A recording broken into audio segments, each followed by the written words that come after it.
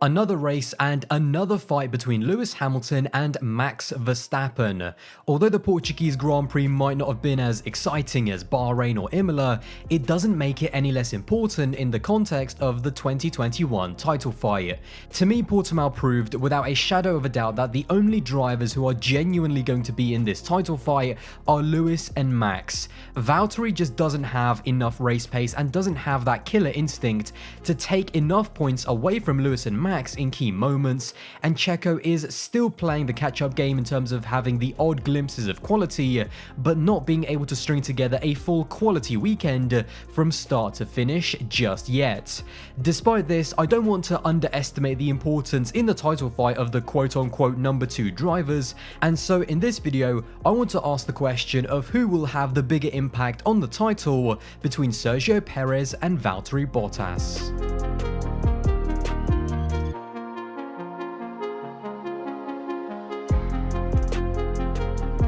When it comes to Valtteri Bottas, I never really believed that he would be a title contender, and Portimao to me just validated what I already knew. Now, Bottas in my opinion is a good driver and someone who has deserved his seat at Mercedes, especially after a poor second season in 2018, but since then, despite what people might say about him, he's finished second in the championship in both 2019 and 2020, and fundamentally, that's all he's needed to do for Mercedes. The biggest problem for Valtteri is that the gap between him, Max, and especially Lewis, it isn't a small gap, it's a sizable difference that Valtteri simply doesn't have enough talent to make up. For example, when Nico Rosberg in a dominant Mercedes just like Bottas had last year in 2020, when Nico had his bad season against Lewis in 2015, he finished 59 points behind Lewis in the championship. Last year, in a similarly dominant car, Bottas also had a bad season against Lewis, but in comparison,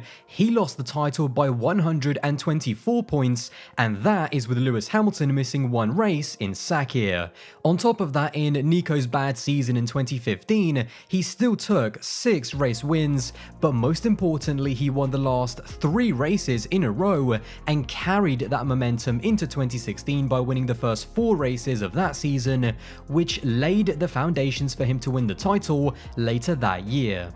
Another problem is something that I've noticed when looking at the number of pole positions that Valtteri has relative to the number of race wins. Points are awarded on a Sunday, and therefore the goal is to either have a high number of both poles and wins or be a better Sunday driver when it matters most. In terms of Lewis Hamilton, as of recording, he has 97 wins and 99 poles. Now, although he has more poles than wins, the fact that he has such a huge amount of both, and because there is only a difference of 2, really doesn't matter too much. Max is a little bit different in that he has 10 wins but only 4 pole positions. However, that percentage is in the right way because, again, being stronger and being able to capitalize more on a Sunday is more important. Valtteri, on the other hand, has 9 wins but strangely almost double the number of pole positions with 17. Now, although he has more poles like Lewis, his percentages are completely in the wrong direction by a huge margin,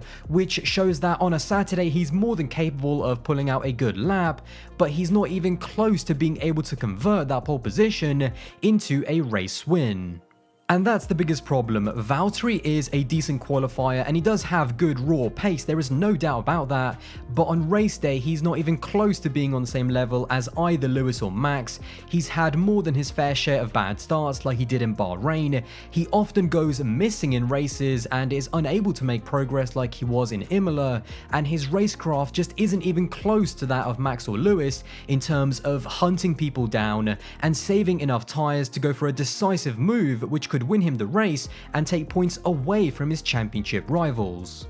So what about 2021? Well, as I said, to me Bottas isn't a genuine title contender. He can have his highlights and have a good weekend on tracks where he is strong, but he won't be able to turn bad situations into good situations because he simply doesn't have the pace on a Sunday. Having said that, he will still have a key role to play in the championship fight, depending on what kind of race he is having. He could either hinder Max and prevent him from scoring more points, or he could even prevent Lewis on a few occasions from being able to maximize the points that he could score in the race. The interesting thing to watch with Bottas will be how he deals with team orders, especially later on in the season. He has already said that he doesn't plan to let Lewis pass at any point and will want to avoid team orders at all cost.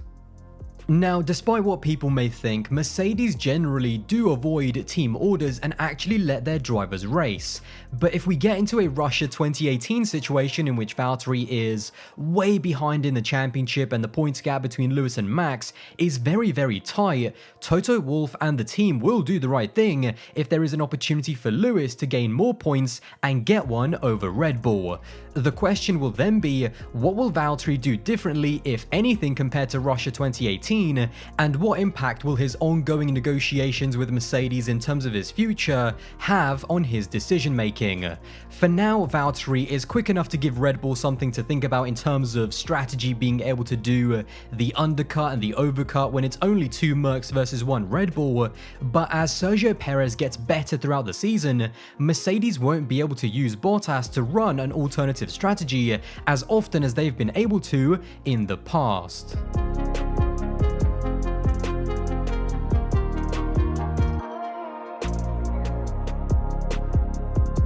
Checo is an interesting driver to gauge at the moment, and certainly I think that at this stage, just 3 races into his Red Bull career, I don't think you can make an accurate comparison between Perez and Bottas in terms of who is the outright better driver. Obviously, as a title contender, despite how highly I rate Perez, I don't think he's going to be anywhere near the likes of Lewis and Max come the end of the season, but despite his shaky start, I think Perez has shown some really strong moments during all 3 races, and I genuinely won't dismiss the possibility of Perez finishing ahead of Bottas in the championship.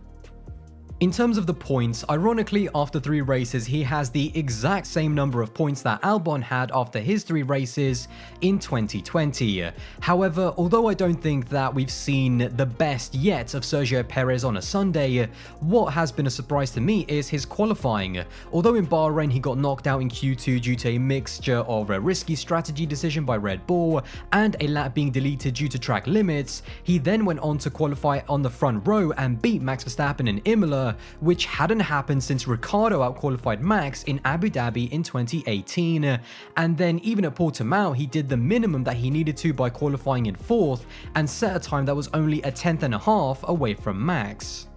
In the races that we've had so far, again, we've only seen pockets of brilliance, a mixture of a great comeback drive in Bahrain and his classic 50-lap long stint on medium tyres in Portimao that could have paid off in a safety car situation, but also on the other hand, a few scrappy moments like making a mistake in the wet in Imola, as well as a bad start at Portimao. Now, even though the car is better than last year, it's by no means on rails and all of a sudden easy to drive. Max himself has had problems hooking up perfect laps in quali, and Sergio has described it by saying that he is still far away in terms of feeling at home with the car. But again, I'm still fully on the Perez hype train. I think that the glimpses of quality that he has shown so far show why he is an experienced driver and a Grand Prix winner, and I think for Checo it's just about building the mileage and experience with Red Bull and then executing a strong weekend as a whole from start to finish, where he qualifies within the top 3 or even better, and then has a clean start and is able to match the pace of Lewis and Max and is able to get his first podium sooner rather than later, which I think will release a lot of pressure from his shoulders. However, although I do expect that Checo will get on top of all of these problems over the next 4 or 5 races, if we do get to the summer break and he still doesn't have a podium and is 50 or 60 points adrift of Bottas and miles away from Lewis and Max, well, then we might have to increase the panic levels at Red Bull in terms of their second driver situation.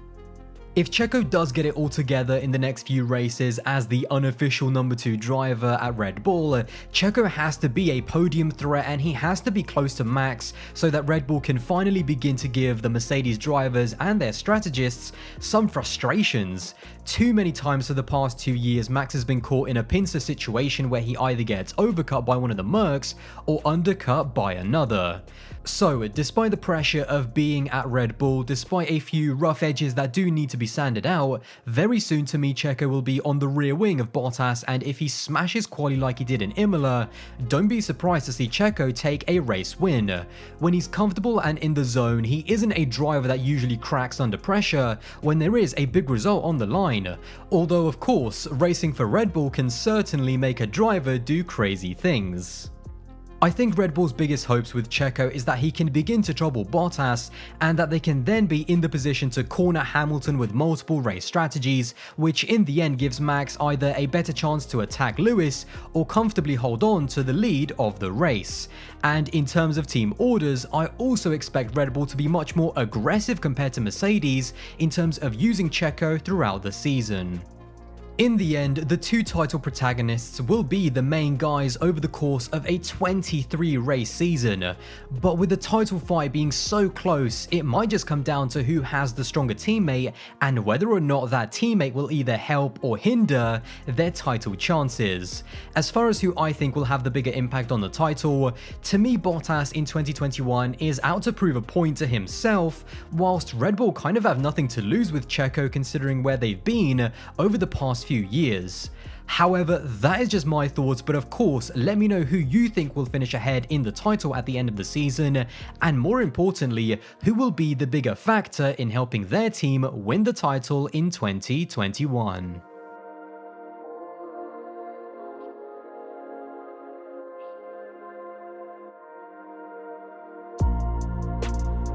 So guys, there you go, that is my video on Sergio Perez and Valtteri Bottas. Once again, let me know all of your thoughts in the comments box below in terms of who's going to be the bigger X factor in this championship. And if you did enjoy this video, then don't forget to drop a like and smash that subscribe button. And guys, I will see you in the next one. Bye guys.